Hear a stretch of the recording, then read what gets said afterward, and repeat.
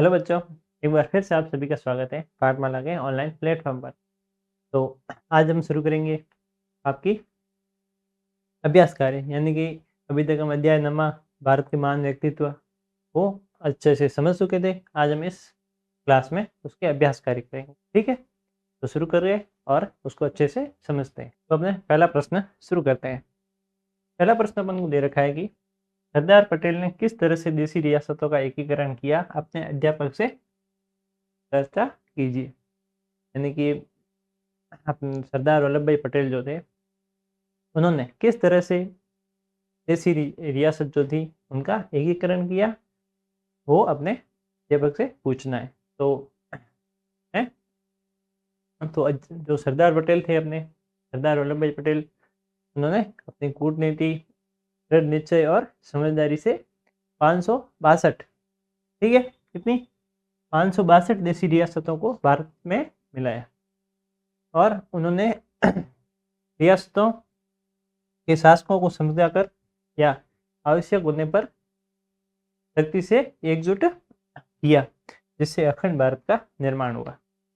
ठीक है, इस प्रकार से जो सरदार वल्लभ भाई पटेल है, उन्होंने देशी रियासतों का एकीकरण किया। ठीक है, तो उन्होंने अपनी कूटनीति, दृढ़ निश्चय, ठीक है, और अपनी समझदारी को बताते हुए 562 रियासतों को भारत में मिलाया। ठीक है, और उन्होंने जो शासक हुआ करते थे उनको समझाया, आवश्यक होने पर अपनी शक्ति से एकजुट किया, और इससे सारी रियासतें एक हो गई और अखंड भारत का निर्माण हुआ। अब अगला प्रश्न देखते हैं। आपको देश का कौन सा स्वतंत्र सेनानी अच्छा लगता है और क्यों? आपको अपने देश का कौन सा स्वतंत्र सेनानी जो है वो अच्छा लगता है और वो क्यों लगता है? तो मुझे सुभाष चंद्र बोस अच्छे लगते हैं, क्योंकि वे निडर, देशभक्त और त्यागी नेता थे। उन्होंने तुम मुझे खून दो मैं तुम्हें आज़ादी दूंगा जैसे जोशीले नारे से युवाओं में आज़ादी का जज्बा जगाया। यानी कि हमारे ये सबसे पसंदीदा सेनानी कौन से हैं? सुभाष चंद्र बोस। क्यों? क्योंकि उन्होंने एक तो वो निडर थे, देशभक्त थे और त्यागी नेता थे। ठीक है, तुम मुझे खून दो मैं तुम्हें आज़ादी दूंगा, ऐसे जोशीले नारे भी जगह दिए, जिससे युवाओं में जोश आ गया और उनका हौसला बढ़ाया। ठीक है, आप अपने हिसाब से लिखना कि आपका सबसे पसंदीदा स्वतंत्रता सेनानी कौन सा है। ठीक है, अब अगला प्रश्न देखते हैं कि निम्नलिखित के बारे में अपने अध्यापक या परिचितों से जानिए। ठीक है, यानी कि ये जो घटना है ये अपने अध्यापक या फिर जो भी परिचित है, या अपने अध्यापक हो गए या फिर कोई भी परिचित हो गया, आपका सहपाठी भी हो सकता है, के माता पिता, भाई बहन, चाचा चाची, ठीक है, कोई भी हो सकता है, उनसे आप इन घटनाओं के बारे में पूछ सकते हैं। ठीक है, तो पहली घटना अपन को दे रखी है कि शिवाजी और अफजल खां की घटना। तो अफजल खां ने धोखे से शिवाजी को मारने की योजना बनाई। ठीक है, लेकिन शिवाजी ने अपनी चतुराई से बाघनक से अजमल खां को मार दिया। बाघ बाघनक क्या होता है? बाघनक होता है एक लोहे का हथियार होता है, जैसे वो जो कि अंगुलियों में पहना जाता है, जिसके आगे शेर की तरह जो बाघ के ऐसे नाखून होते हैं ना, उसकी तरह ऐसे पंजे लगे होते हैं लोहे के। उससे अफजल खां को मारा था। ठीक है, अगला है शिवाजी और गुरु रामदास के शिक्षाप्रद किस्से। यानी कि गुरु रामदास की शिक्षाओं से शिवजी में देशभक्ति, साहस और धर्म की रक्षा की भावना जागी। उन्होंने शिवाजी को न्यायप्रिय और निडर बनना सिखाया। ठीक है, और अगला है कि सुभाष चंद्र बोस और आज़ाद हिंद फौज। यानी कि सुभाष चंद्र बोस ने अंग्रेजों से आज़ादी के लिए जापान की सहायता से आज़ाद हिंद फौज बनाई और जय हिंद व दिल्ली चलो जैसे नारे दिए। ठीक है, इस प्रकार से इन तीनों घटनाओं के जो किस्से हैं वो अपने अध्याय में भी पढ़े थे और आज हमने फिर से इनको पढ़ लिया है। अब अगला प्रश्न दे रखा है कि छत्रपति शिवाजी के जीवन पर किस व्यक्ति का प्रभाव नहीं पड़ा? यानी कि छत्रपति शिवाजी जो थे उनके जीवन पर किस व्यक्ति का प्रभाव नहीं पड़ा? पहले थे अफजल खां, जीजाबाई, दादा कोंडदेव और गुरु रामदास। इसमें सीधा दिख रहा है कि अफजल खां का छत्रपति शिवाजी के जीवन पर कोई भी प्रभाव नहीं पड़ा। ठीक है, क्योंकि अफजल खां को तो इन्होंने मारा था, जो कि खुद शिवाजी को मारने आया था। दूसरा है कि शिवाजी की मृत्यु के बाद उनके साम्राज्य का शासक कौन बना? तो राजा राम, पेशवा बाजीराव, संभाजी या औरंगजेब? तो इसका सही कौन सा है? संभाजी। ठीक है, संभाजी जो थे वो उनके ही पुत्र थे छत्रपति शिवाजी महाराज के। तो छत्रपति शिवाजी महाराज की मृत्यु के बाद संभाजी जो थे वो उनके साम्राज्य के शासक बने।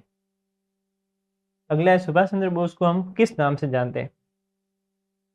यानी कि सुभाष चंद्र बोस को हम किस नाम से जानते हैं? बाबा साहेब, नेताजी, राष्ट्रपिता या फिर सरदार? तो सुभाष चंद्र बोस को हम नेताजी के नाम से जानते हैं। ठीक है, अब अगला प्रश्न दे रखा है कि स्टैच्यू ऑफ यूनिटी किसकी मूर्ति है?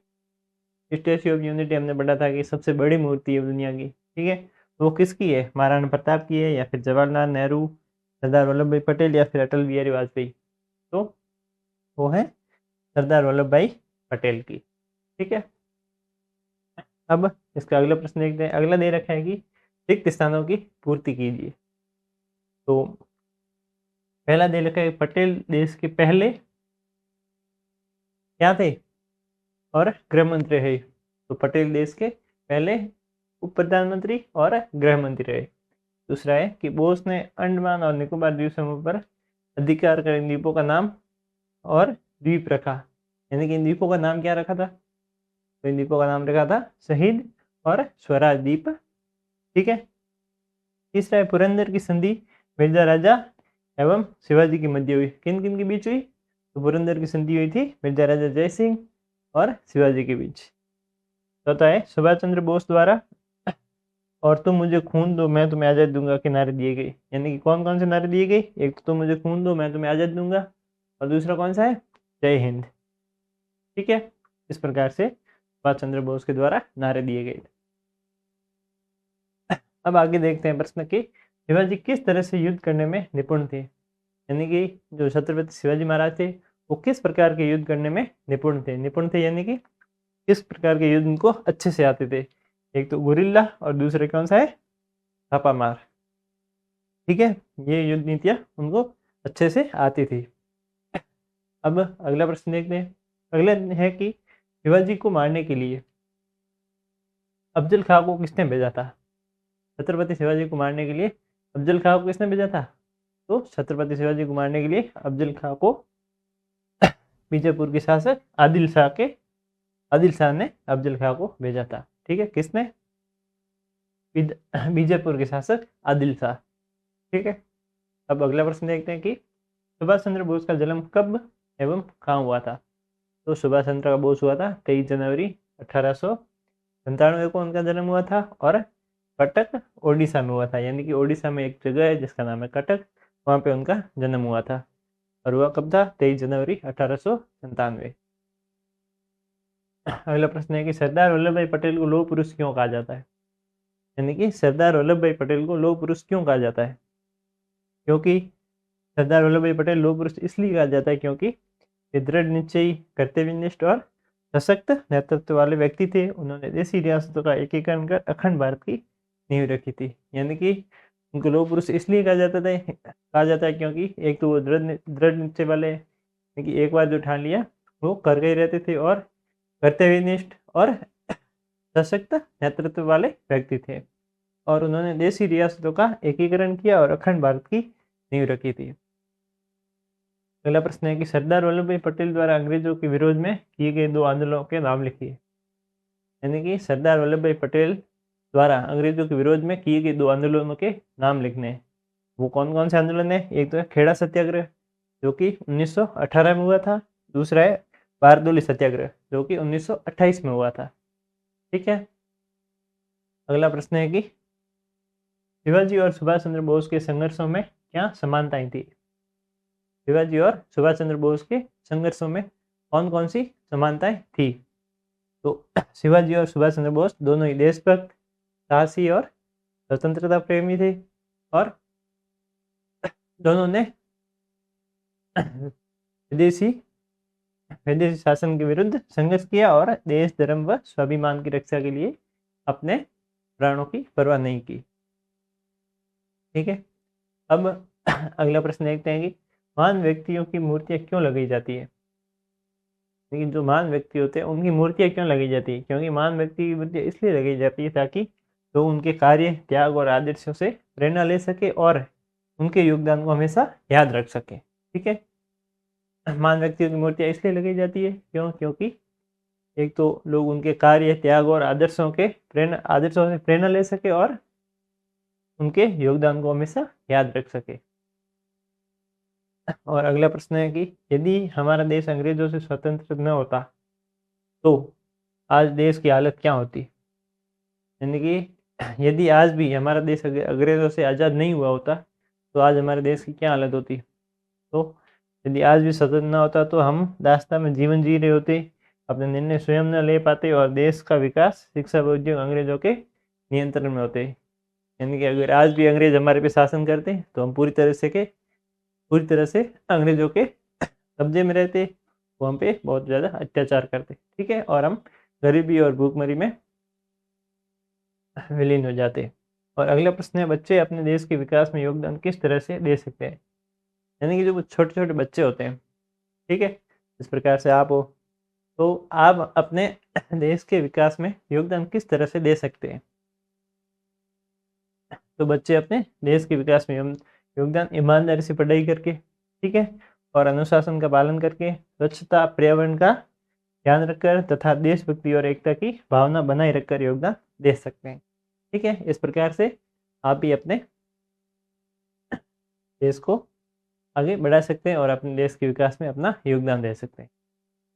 और अब आगे है, तो भाषा के बाद में अपने पहला प्रश्न है कि सुभाष बचपन से ही होनहार बालक थे, तो दिए गए वाक्य में विशेषण शब्द छाँट के लिखने हैं।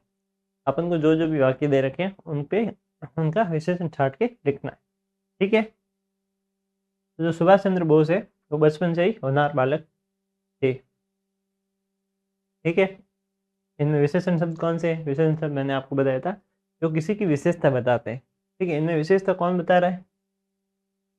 होनहार, ठीक है? होनहार शब्द जो है वो सुभाष चंद्र बोस की विशेषता बता रहा है। तो इसमें विशेषण कौन सा हुआ? होनहार, ठीक है? अगला क्या है कि राधा मीठा आम खा रही है, तो इसमें विशेषता वाला शब्द कौन सा है? मीठा, ठीक है? क्योंकि जो मीठा है वो आम की विशेषता बता रहा है। और अगला देखते हैं, ठीक है? तो इसी के साथ ये अध्याय हमारा यहीं समाप्त होता है। मिलते हैं अपने अगले अध्याय में, तब तक के लिए धन्यवाद एंड बाय।